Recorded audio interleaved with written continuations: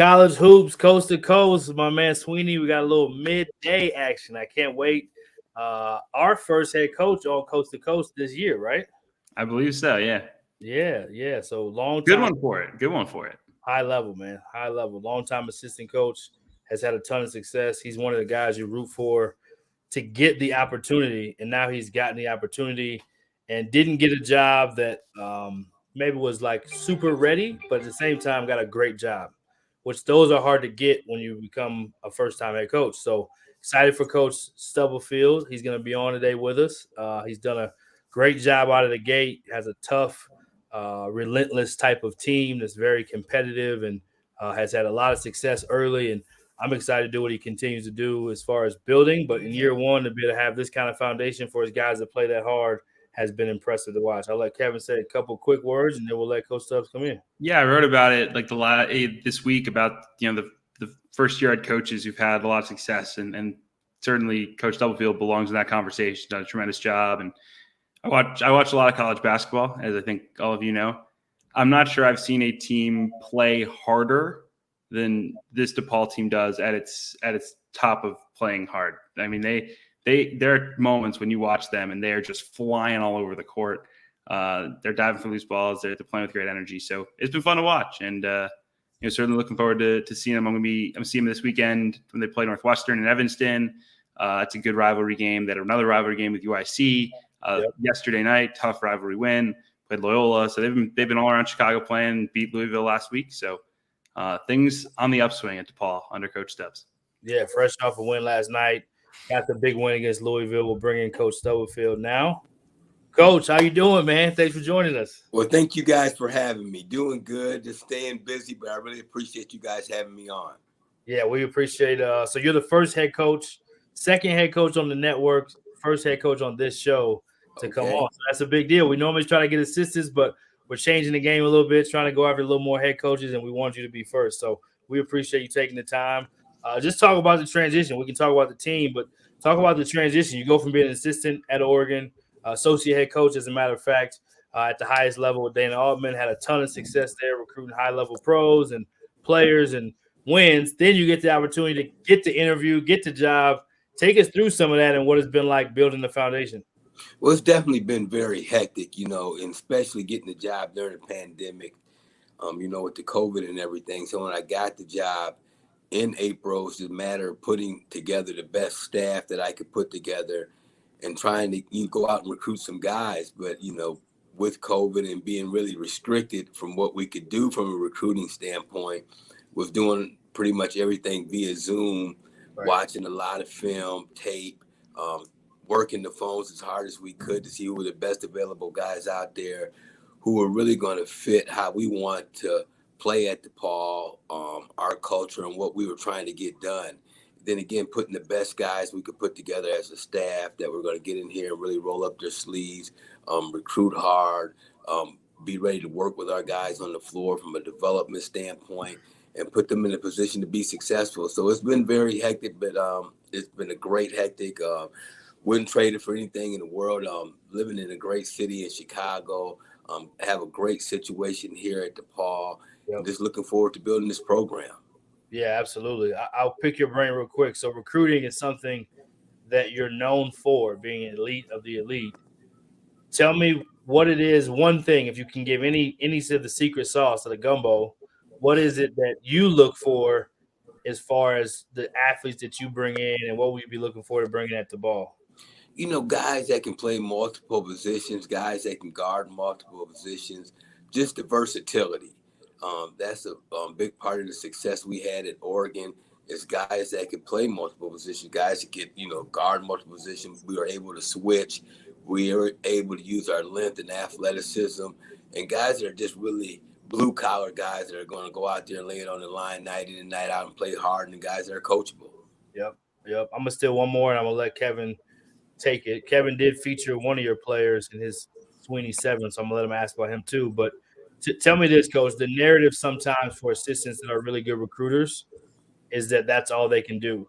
And now you're in the head seat, and you're proving you can really coach basketball. You can really lead an organization. You can really get guys to buy in and compete at the highest level for winning.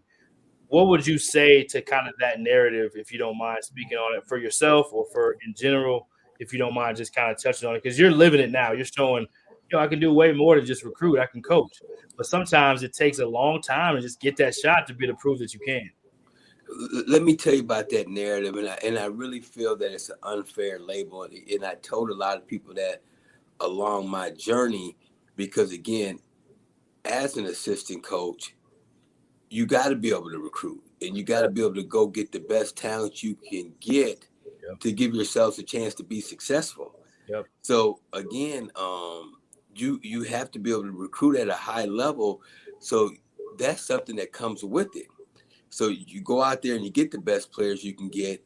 Then they say, well, can he coach? Well, everybody's a part of a program where you're doing scouting reports. You're working with the guys individually, individual instruction. And I worked for some great coaches that let me be a big part of it. And Mick Cronin, Dana Altman, Lou Henson, that really taught me the game and let me be a big part of game planning and things of that nature. So say as an assistant, if you're just built on all the coaching and game prep and those things and you don't recruit, well, if you don't have the players, you're only going to be as good as the talent that you have out there on the floor. So I really think that's really unfair to a lot of assistant coaches, a lot of minority assistant coaches. I think it's a very catch-22 situation because, again, you can get labeled as a recruiter and you get the players, but then they question your coaching. And if you don't get the players, you're probably going to get fired because you don't have good enough talent. So I really think that's a very tricky situation. I think a lot of assistants get caught up in that. And that's what I was stressing to search firms, to ADs is, hey, you guys want to say, well, these guys are just recruiters. Well, to put yourself in the best situation to be successful, you have to have players. Players win games. You have to have talent out there on that court that can get it done and make them come together collectively as a team. And if you don't have the talent, you're probably not going to be very successful. Right. Very true. Well said. I'm going to let Kevin take it. Yeah, I mean, obviously you were with Dana Altman for, 11 years? Whether it's an on-the-court thing, off the court, a program building thing, what's one big thing that you learned from him that you've applied into your own program today? I learned so much from Dana Altman that I don't necessarily say it was one big thing, but, just the day-to-day of how you go about your business of not getting too high when things are going great and not getting too low when things aren't going very well, just being even keel, working hard every day. It's about the players getting these young men better so that they can have the best experience they can have at the college level, on and off the court. It's all about their experience and being there for the guys and getting them better academically, getting them better on the court so they can have the best experience possible, and just knowing that we're here to provide all that support for them. Obviously, Chicago's an incredible basketball city, whether you think about high schools, but obviously the college programs as well, and the NBA. I mean, the history is incredible. And I think one of the cool things that you guys are doing at DePaul is you're playing everyone in the city. You played Loyola Chicago a couple weeks ago at your place. You're going to go to their gym next year, I believe. You played at UIC last night. You're going to Northwestern in Evanston on Saturday. How important is that to you to get involved and connect those Chicago rivalries now that you're a head coach in the area?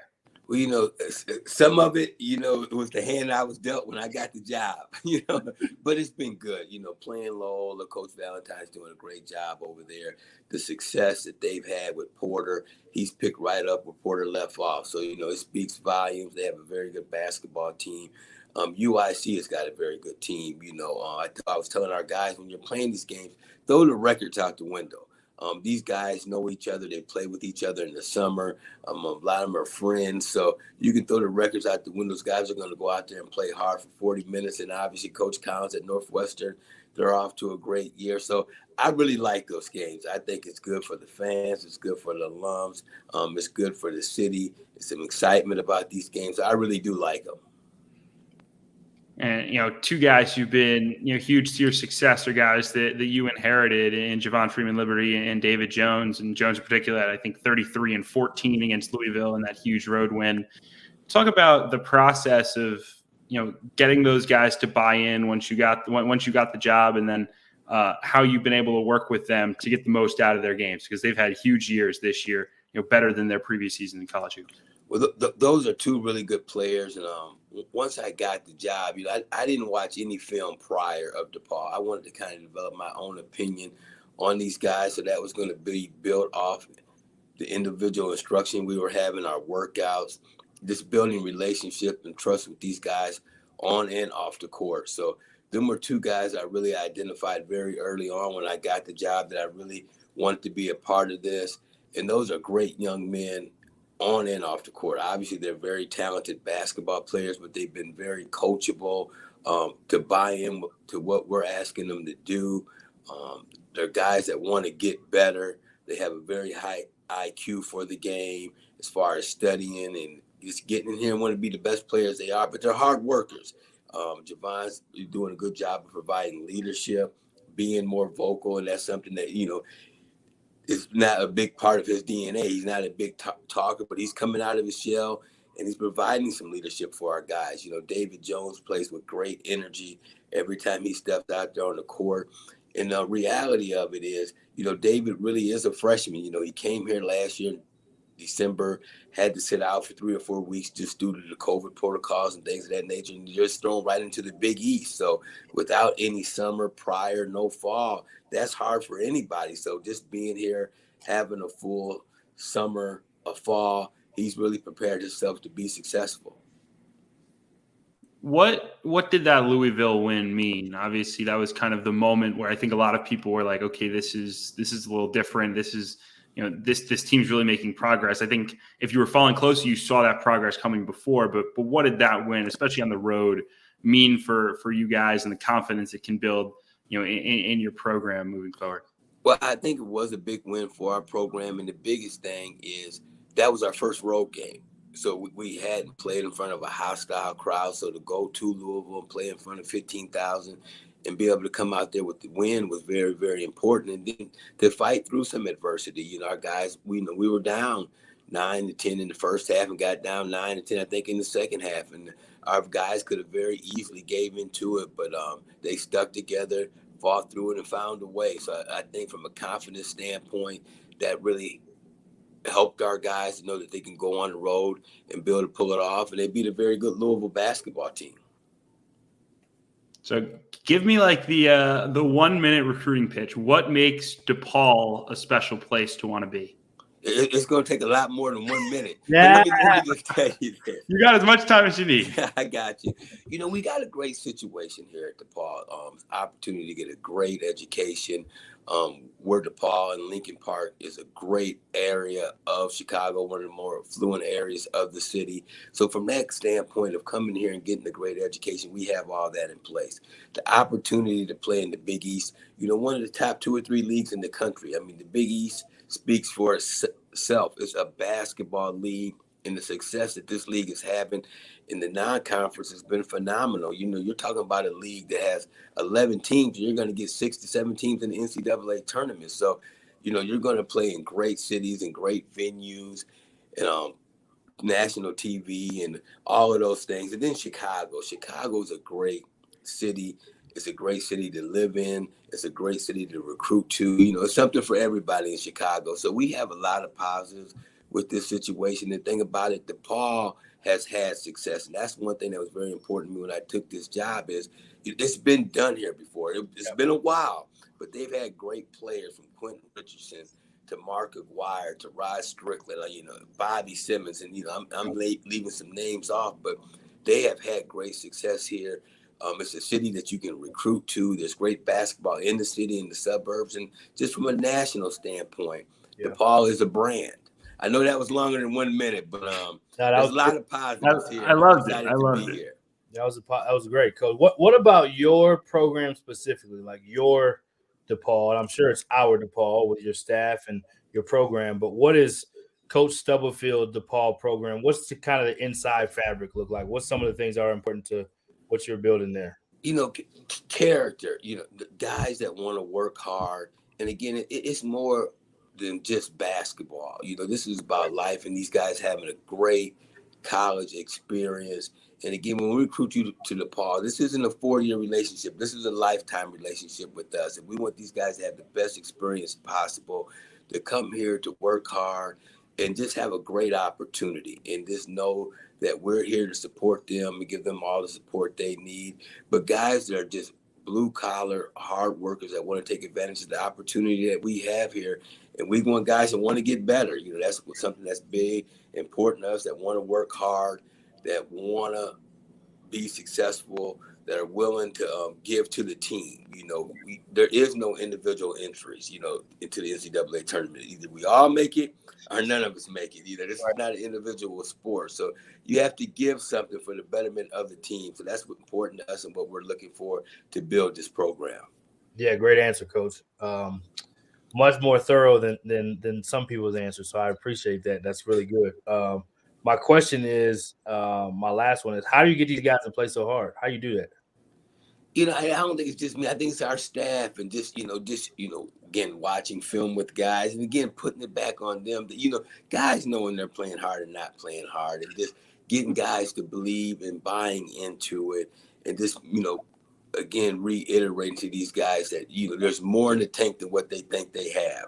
There's a little bit more there, and then guys believing in that, and then leadership of them guys coaching themselves. They know when they're all in and on the line, or when they're kind of slacking off. So these guys are smart. Right. They're smart, and they know what it takes to be successful. And that's the only way we got a chance. And we could go out there and play as hard as we can play, and still might not get it done that night. Right. But if we don't, we definitely don't have a chance. So we just gotta, they gotta trust. We have to build those relationships with them, that they want to go out there and lay it on the line for us. Is that part, Coach? Is it great teams are player led?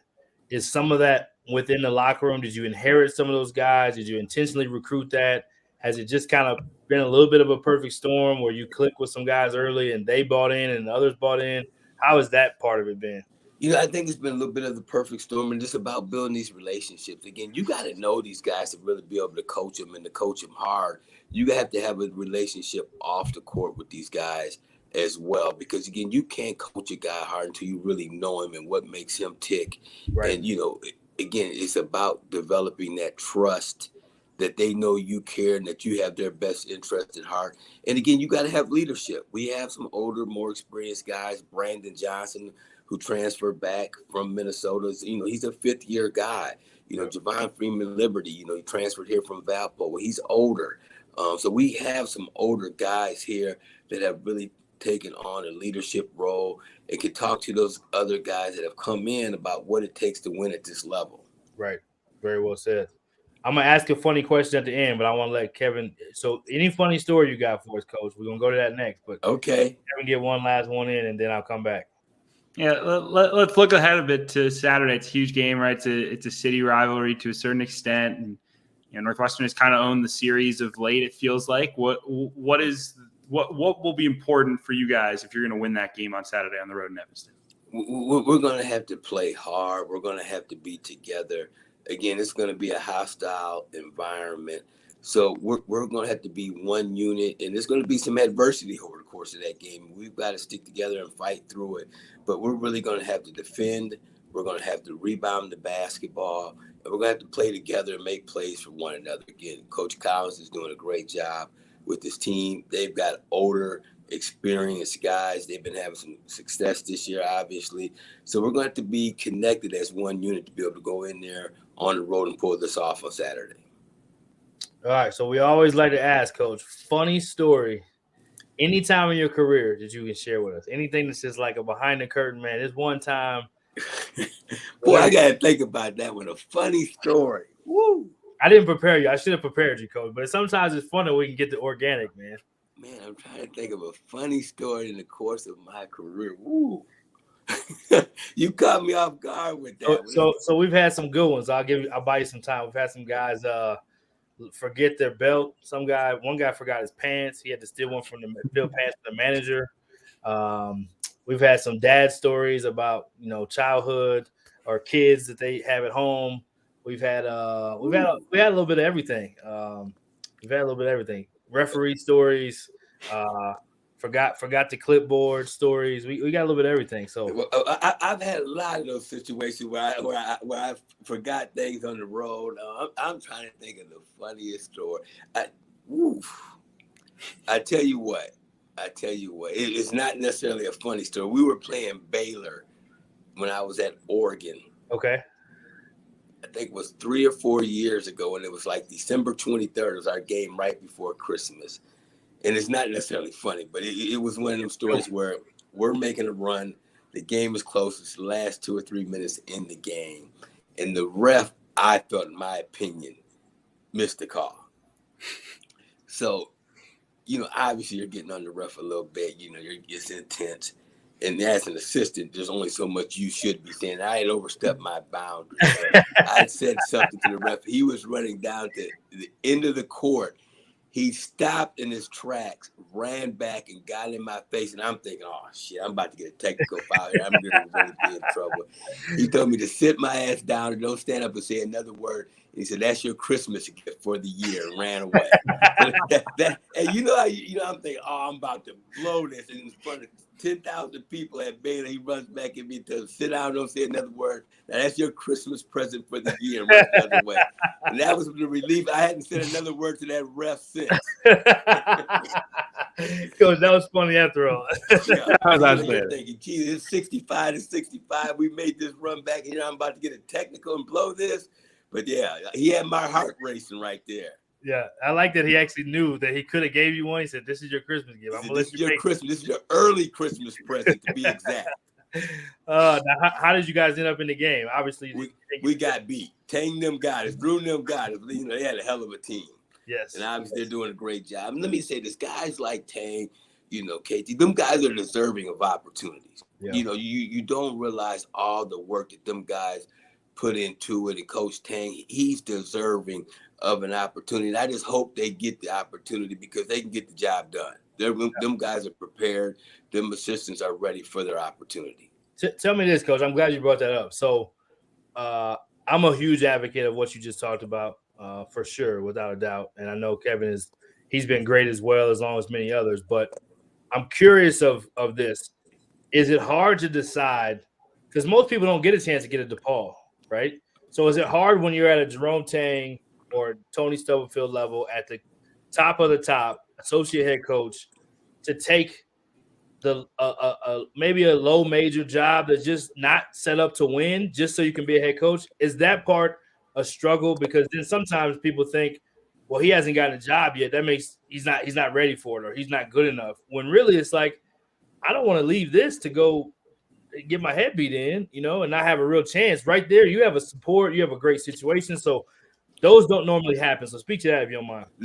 That's a great question. Let me say this: as an assistant for 28 years, people say, well, Stubbs, when are you going to take a job? You want to be a head coach? Well, I turned down probably 6 to 8 jobs. And again, just from what you said, I didn't think that there was a commitment from their administration to winning. Right. I thought they were very, very challenging jobs. I had a great situation at Oregon. We were having great success. And I'm just going to be honest, the amount of money that assistants are making now at a high level, you had to be willing to look at taking a pay cut if you really want to be a head coach in certain situations. And, I was prepared to do that, but I wanted it to be a situation where I thought I could go be successful. So to answer your question, you want to be a head coach, but you want to take a job where you got a fighting chance. Yep. And to have a fighting chance, you got to have support from the administration, your athletic director. There's got to be a commitment on their end to winning. Now, we know it ain't going to be the best job in the league. We're not getting that. But at least give us a fighting chance to give us an opportunity to be successful. Yep. Just don't, it's almost like sometimes it's just set up for failure from the start. So, these guys are deserving of the right opportunities. And again, it don't have to be Kentucky. It don't have to be Duke, but give them a chance where they can go be successful, and they will be. And again, that's decisions that they have to make at those levels, and that's a decision I had to make. And I was just very blessed and fortunate that the DePaul job come along. Dwayne Peavy, our athletic director, was somebody that I knew got it. He understood it. He came from Kentucky. He had done it at a high level. He knows what it looks like. He made the commitment, and our administration at DePaul has been great. And I was just lucky to get this opportunity. Right. So them guys, they're deserving of the right opportunity where they got a chance to go be successful. Yeah, and I salute you. And obviously in the same city, we got Drew Valentine, who's on the other side of it, young as can be, but getting the opportunity to do it and showing, okay, we can be successful. So now the next guy does have an opportunity. So salute to you and other guys who are in that seat. And we're talking to you. So we'll salute you here. You're doing a great job, Coach. Keep it up, because you are opening that door for people to see, like, well, wait a minute. He's just good. Why didn't we do this a long time ago? Or why don't we look at the next guy like a Jerome Tang, like a KT Turner, some of those names. So we appreciate you, Coach. We salute you. We appreciate you coming on. And Kevin, any last words you got? Then we'll let Coach roll. No, I appreciate you hopping on, man. It's been awesome and fun to watch you guys play. Like I said earlier, you guys play as hard as anybody, and it's been entertaining. It really has been great for the city. I appreciate it, Kevin. If you got any food recommendations for me, text me at any time. I love to eat. Absolutely. Any recommendations you got, shoot me a text. I'm still finding the good spots, but I will hit you with those for sure. I appreciate it. He's moving from that college budget to the professional budget, so he's gonna have some different options for you coming up. Well, and I'm still good with the college budget too. I'm good with it all. I love it. Well, thanks again, Coach. Good luck. Right. Good luck the rest of the way. All right. Thanks a lot, guys. Yeah, awesome stuff. Can't say enough. We'll let Kevin lead the way, and then we'll close it out.